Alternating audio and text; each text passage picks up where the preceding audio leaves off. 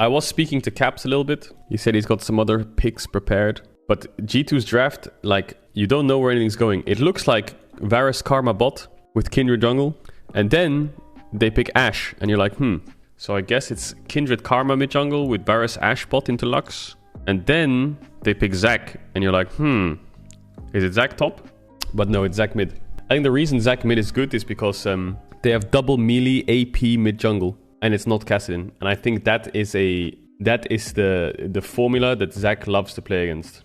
When I was watching Caps play a lot of Zac at Worlds, all of his like 30 games in solo queue, in most of his games he was playing it into melee champs in mid. Because it just gives Zac more access to trades. Hey guys, it's Caedrel. I'm going to be pumping out loads of YouTube content, but I noticed that a lot of you aren't subscribed. There's going to be a graphic somewhere. Maybe my editor put it up. But if you could subscribe, it really helps. I really appreciate all the support on the videos recently. I'll try to be covering all the major regions across the world as much as I can. And yeah, thanks again for watching the videos. Enjoy! Bitch. Because you play Conqueror, Tenacity, against double AP mid-jungle with CC. It's great. Level 1 sucks a little bit. But I'll often see Caps just like start W, walk up to the wave and just spam it. And he can get the push. Or sometimes he just lets the push come into him and gets level 3. And that's when Zac can... Yeah, here we go. Look, he just takes W, walks up. I wish we could see like a pro view or something of the game. And just watch how Caps lanes it. I mean, we can watch one of his solo queue games if you want. But I think G2 have 3 winning lanes on blue side, which is kind of crazy. And a winning jungle matchup. They have 3 winning lanes and a winning jungle matchup on blue side. Like, what? They have pushing lanes that Yike can play around. I mean, this was a bit greedy here by Yike. He gets the blue, but I don't think he realizes that there's a Lux in the bush. That was really unlucky timing for him, but he has really good reaction time to flash the Q. And look at Caps with his mid push. Sylas is on the tower. And this is just exactly how he wants the game to be played. Yeah, Lux has Predator, but I don't think she's leaving her tower. And then this is where the gank happens, where Caps just basically single-handedly solo carries the whole fight. What happens is there's 2 things. One is, everyone knows it, he flashed in front of the Sylas E, okay? That is so important. If he doesn't do this, Yike is one shot, okay? Flashed in front of it, stops Dayor from getting on top of him. The second thing he does is he Qs 113 and autos Dayor. Now Sejuani passive is about to hit him. Sejuani E. But Sejuani can't auto attack. If Sejuani can auto attack here, he's dead. But as he wants to auto attack, they get queued together. And then he E's them on as well. So he stops them from being able to auto attack Yike to proc the passive. So he's blocked Sylas damage and stopped Sejuani burst. So that gives Yike enough time to do damage. So now Astralis have to flash on him, otherwise they're dead. And they managed to get him, but it's a 1 for 2. Like, the amount of work Caps did in that fight is ridiculous. Like, are you fucking kidding? I mean, Caps' Zac mechanics this game were pretty crazy. I never thought I'd say that someone's Zac mechanics were good. Yeah, why does 113 spam emotes? Okay, why is Mickey X dying? Fucking Mickey X, man. But Zac is, like, so broken right now. It's like one of the strongest champs in the game. Caps grabs them both. Look at that fucking frame. Yeets them together, jumps on them, and then ults. Like, it's so annoying for Astralis. Like, what's the counterplay when your 2 melee champs are just running in? I think this Varus Ashe combo is so broken at killing enemy support. I mean, just think about it.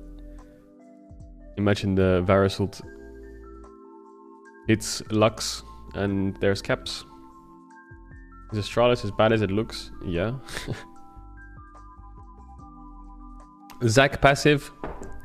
Then Kindred ult. Like, and then they get the kill, and then Yike kites with shields. Like, it's crazy, man. Their comp, they just can't die. It just can't die. Like, what? Then they try to recommit onto Yike, flashes away from Sejuani E. Oh my god, man. G2 are just fucking gapping. There's a Kraken Slayer at 9 minutes 50 seconds on my screen. And G2 still have 3 pushing lanes, even though Mickey's been griefing and having some happy little accidents. They still have 3 pushing lanes because of the way their champs work. Reminds me of old G2, where they would pick 3 champs and you would not really know where anything's going until the last pick. Just like that surprise moment in draft, and Mickey X just arrowed my fucking brother in London. Good job. He's now stunned. Well, Caps has his power spike, Demonic Embrace. Absolutely busted item on Zac. They don't get the tower, I think. I think they kill Caps here, right? Yeah. Kindred ult was just a little bit too far. But I think even if that Kindred ult hit, I think he was going to die anyway. Also a little bit greedy there by G2, but yeah, bot is getting the push.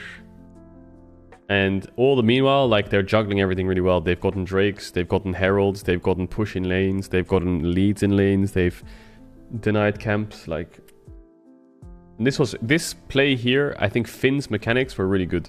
He didn't miss anything. Q1, W, Q2, he flashes, doesn't have to use anything.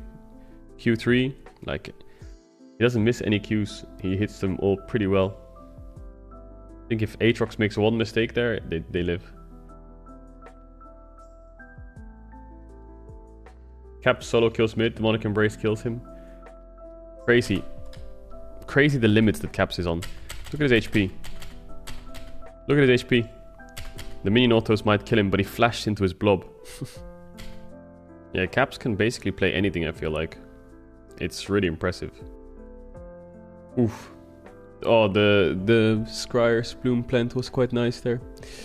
I think their team fights are just... They have so much sustain in fights that Astralis don't have damage. It's like shield comps, especially, are really powerful in mid-game because teams don't have damage to get through them, if that makes sense. Like, the actual raw numbers of the shield... Mickey, like, this guy is such a dirty inter. Like, I can't. Lil bro just R flashed on Ashe. Can you watch this? It doesn't... You can't even R flash. Like, what is he doing?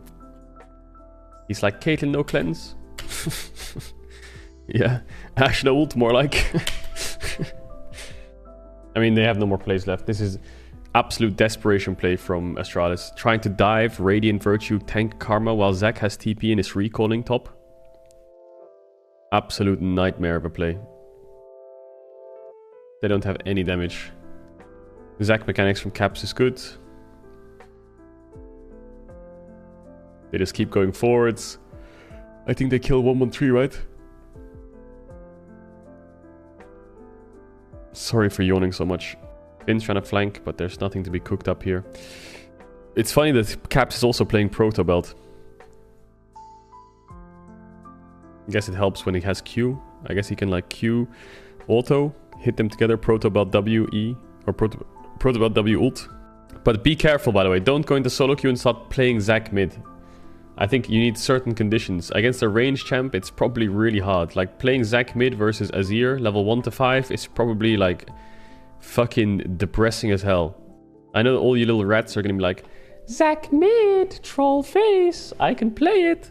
Okay, I mean, the thing is, with the Zac, not only does it provide, like, loads of damage in frontline, but it also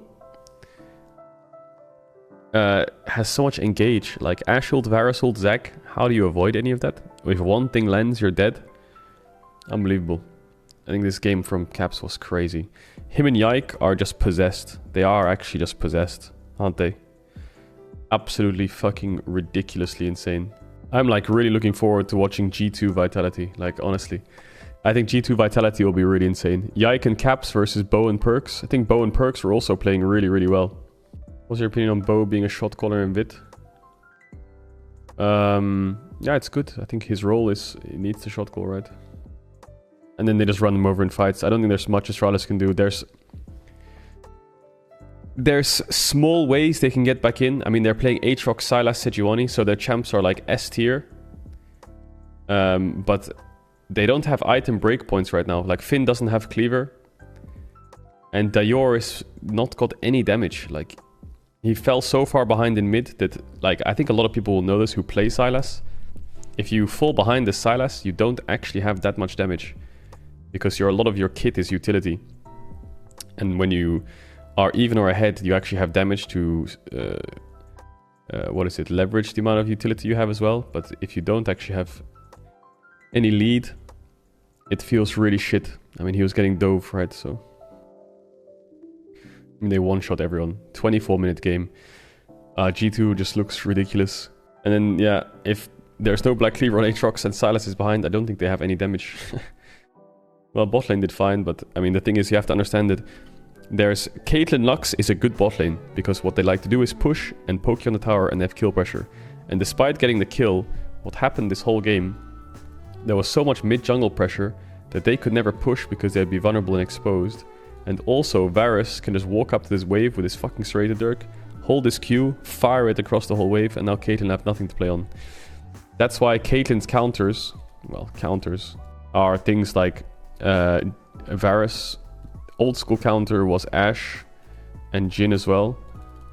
And these were just like champs that can one-shot waves or have enough utility to negate Caitlyn from walking up.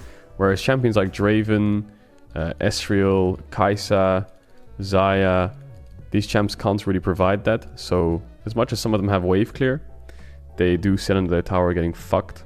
Hands didn't play lethality though. Yeah, it doesn't matter. Pickaxe, straight dirk, whatever it is. Varus is a champ, he can just hold his Q and just shoot it to the wave. Right? Whereas Ezreal takes time to thin it. Yeah, Ziggs is good. Sivir is okay. So what Gumayushi and Keria did against Caitlyn, now I could be wrong, with Sivir, is the only problem you have in this matchup is Sivir is really low range. Is it 500 or something? I can't remember what the range is. No, it's 4 something. I don't know. I don't know the exact number, but it's the lowest range AD carry versus the highest range AD carry. So it's really hard. You get auto space really easy. But what Guma Keria did, I think, was they went PTA, Sivir, and all in them level 1.